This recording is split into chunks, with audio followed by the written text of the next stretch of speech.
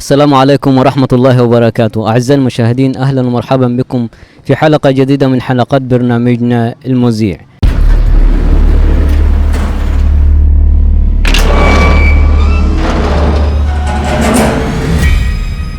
ولد الهدى فالكائنات ضياء، وفم الزمان تبسم وسناء. الروح والملائك حوله، للدين والدنيا به بشراء. والعرش يزهو والحظيرة تزدهي، والمنتهى والسدرة العصماء. وحديقة الفرقان ضاحكة الربا، بالترجمان شزية غناء. اللهم صل وسلم على سيدنا محمد وعلى آله وصحبه وسلم. النهاردة في ميلاد الرسول صلى الله عليه وسلم من قبيلة العبابدة، قبيلتي. أرحب بشاعر العبابدة. يا مرحبا الله.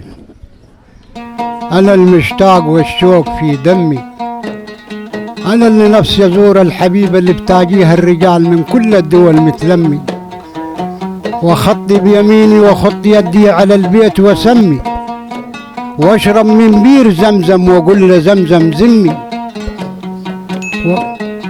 وقول يا نفسي تمتعي ومن المسك شمي، وقول يا رب اغفر لي ذنوبي عايز ارجع طفل كيف والدان امي. عليه افضل الصلاة والسلام. شاعرني وشاعر العبابدة كله اللي مشرفنا دايما. يا قول لنا بقى حاجة تاني. هديك حتة على مصر. ماشي. مصر.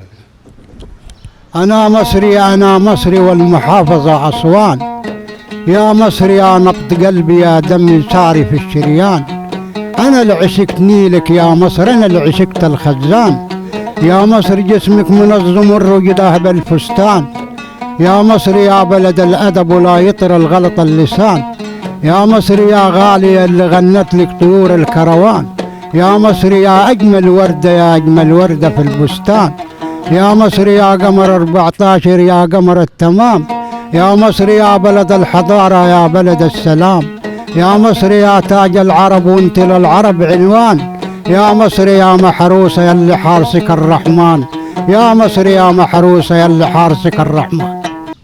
في نهاية حلقتنا بنشكر شاعرنا شاعر العبابدة، وإن شاء الله دايما كل سنة على خير. احنا بنشكرك. الله يبارك فيك والله.